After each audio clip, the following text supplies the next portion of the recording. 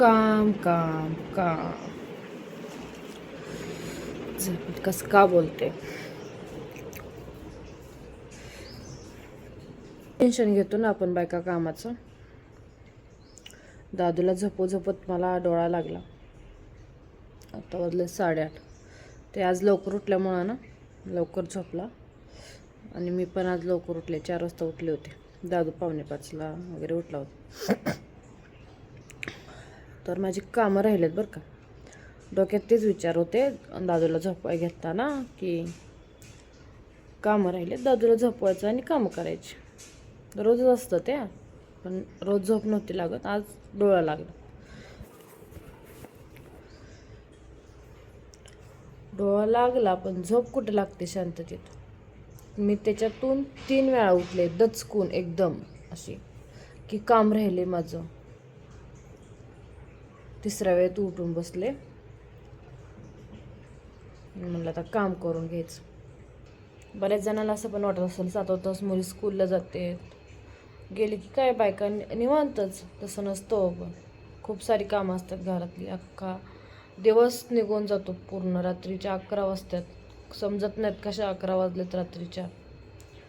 माझं तर छोटं बाळ असल्यामुळं त्याच्यासोबत टाईम जातो खूप सारा. त्याच्यासोबत टाईम जातो. तो जागा असला की मी त्याच्यासोबत असते. मी काही काम करत नाही, एकही काम करत नाही मी. तो जागा असला फक्त त्याचं खाणं आणि त्याला बघणं एवढंच करत असते. त्याच्यामुळं माझा टाईम तर खूप टाईम जातो माझा.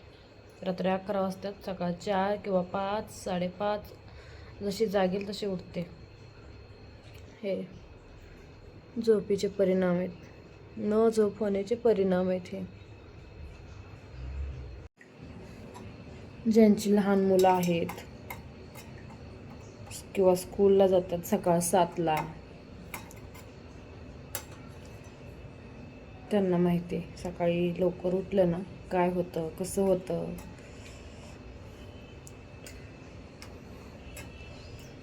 कोणाकोणाला असं होतं झोपलं की काम राहिले, घरातली कामं राहिलेत म्हणून दचकून जाग येते. मला तर 3 वेळा जाग आले दचकून, का तर कामं राहिलेत घरात. आता वाजले 8:30. मला पूर्ण दिवस आहे कामाला माझ्यासाठी बरं का. पण नाही, कामाने काही झोपू दिलं नाही मला. शेवटी उठलेच मी. पण झोपायचं म्हणून झोपायचं नव्हतंच मला खरं तर. तर कामं सगळे आवरून घेते. आणि कोणाकोणासोबत असं होतं ना कमेंट करून सांगा. कामं आवरून घेते, झोपलाय तो. दुपारी परत श्रेया श्रुती येतील.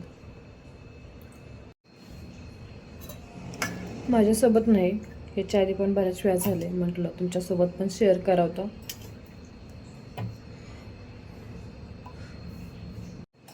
तुमच्यासोबत पण असंच होतं का? कमेंट करून सांगा मला. चलो बाय.